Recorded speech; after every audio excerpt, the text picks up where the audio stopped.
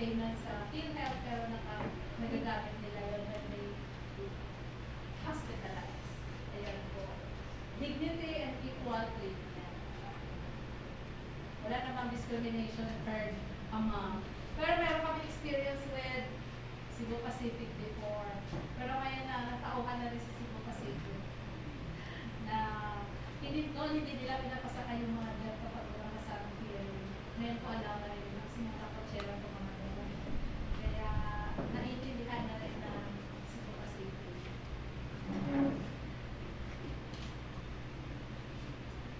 Then, ayan. Let's have another activity. Ayan. Sabihin ninyo kung right, karapatan ninyo, right or myth. Ayan. Yan si CJ ang mag-explain. Activity, next activity natin. Next activity, right or myth. Choose lang.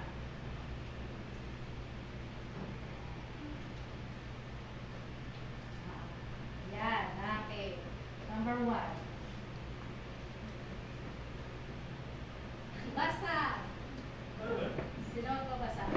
Sila. Paula ka. Basahin. Ay, ito pala si Cherry. Basahin mo. Sige, tala. If you ask,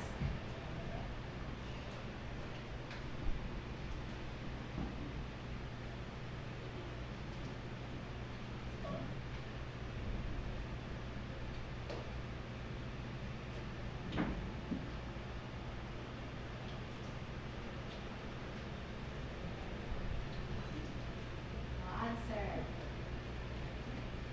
False. Sige.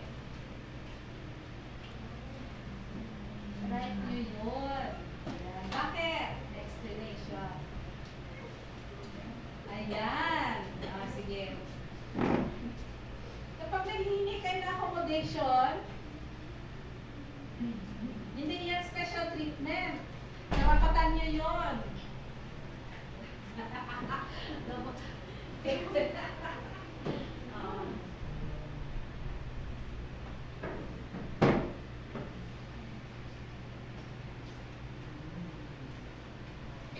Sa karapatan nyo yun, yung accommodation. Hihingin nyo yun sa mga hearing people. Hihingin nyo sa kanila na ayaw ka deaf, baka pwede naman ganito. Hindi po yung special treatment that is accommodation. It is about getting equal opportunity and fair access.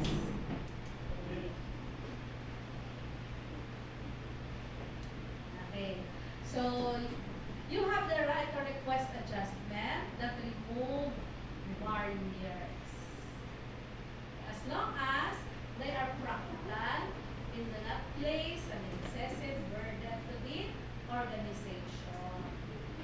Hindi naman pahirap yun sa organization. And the right is protected by laws and policies designed to ensure that everyone can participate fully. Okay. So, ayan po. So, accommodation yun. Hindi yun special treatment. Okay. Next.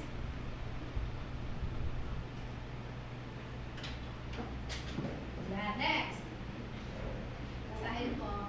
I have the right to be treated with dignity and respect. And not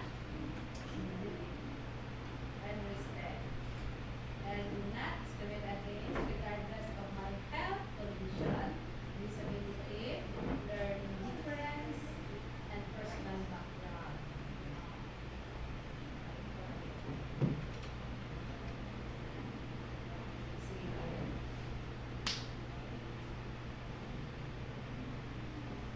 Ayan. Myth. Go. Ayan. Karapatan nyo pa rin yun. Okay. Why?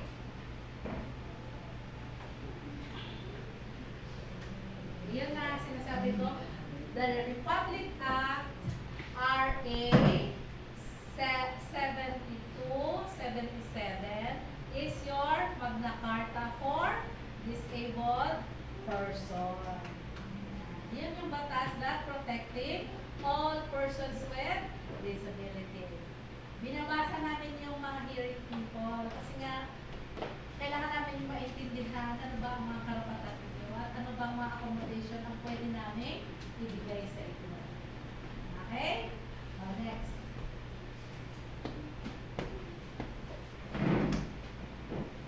Only people with visible disabilities or serious medical conditions have the right to ask for accommodations or support. If my needs are not obvious, you are considered minor, and I'm not allowed to ask anything.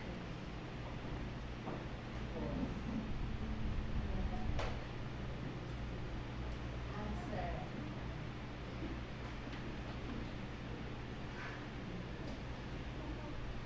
False, true, ayan.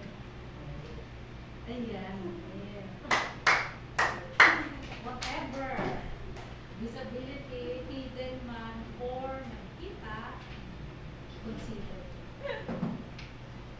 Okay? Fair treatment. Equal yun. Fair treatment, dignity and freedom, or discrimination are fundamental human rights. Okay? And also protected by legal organization policies.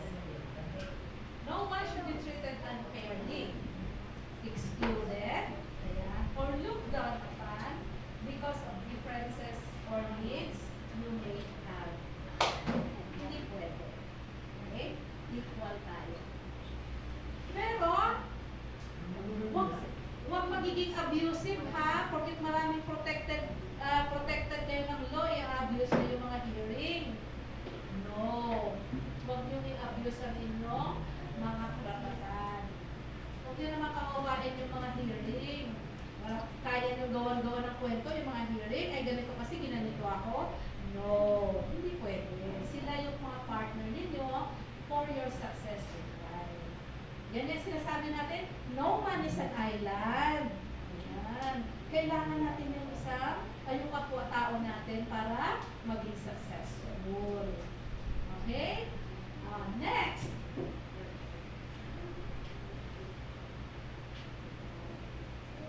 Ano-ano yung mga accommodation na kailangan natin?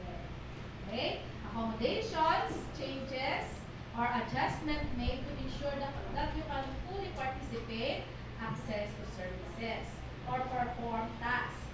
Reasonable, practical, and non-excessive burden. Okay. So, ano-ano mga accommodation namin sa kain na to? Ang kain na to na lang yung example ko. Okay.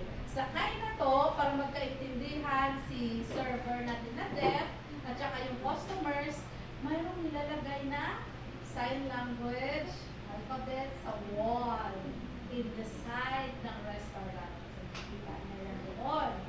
So, yun yung cheating, kopyahan ng mga customers at the same time ng mga deaf to communicate with the hearing people. Kasi minsan, pag natural sign lang, mali kami. Ang dami namin na-experience, pero nakakatuwa lang sa mga customer kasi na-appreciate nila. At mas lalo silang natutuwa kasi nga, ay, nakaka-communicate sa mga deaf, kaya ko rin pala. Kaya parang success na yun sa kanila sarili. Okay. Other accommodation namin sa kain na to,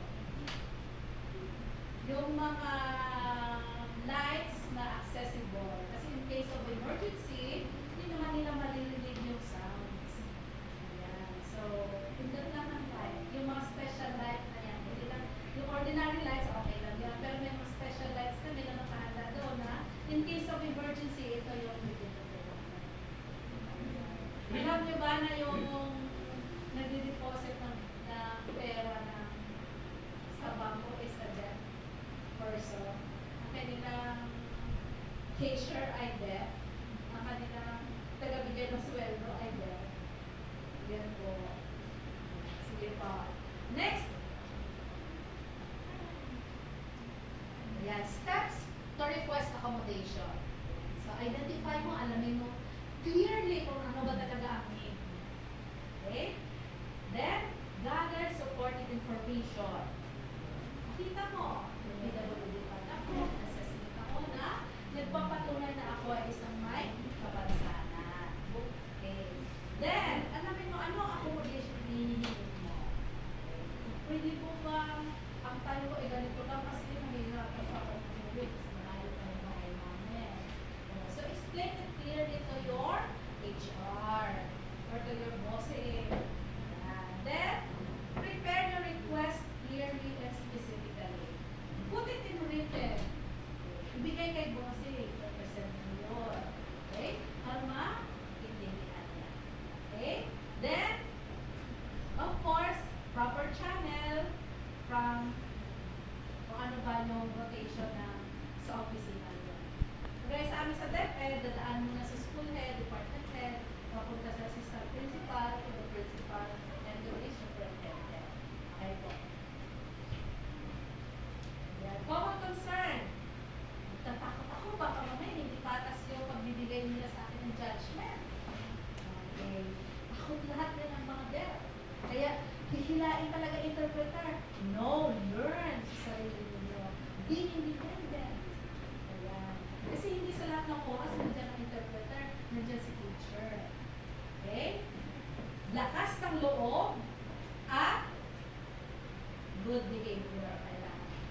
Hindi naman pwedeng taasan mo ng boses or anuhan mo ng facial expression ang iyong kausap. Kailangan meron tayong malunganay, magandang pag-uugali, polite. Being polite tayo sa ating kausap. Okay. Worry about being seen as difficult. Ang hirap naman ito. Binibigay din ng accommodation. Don't worry, magagawa ng paraan ko yun. Nadala ko yan sa pakiusap.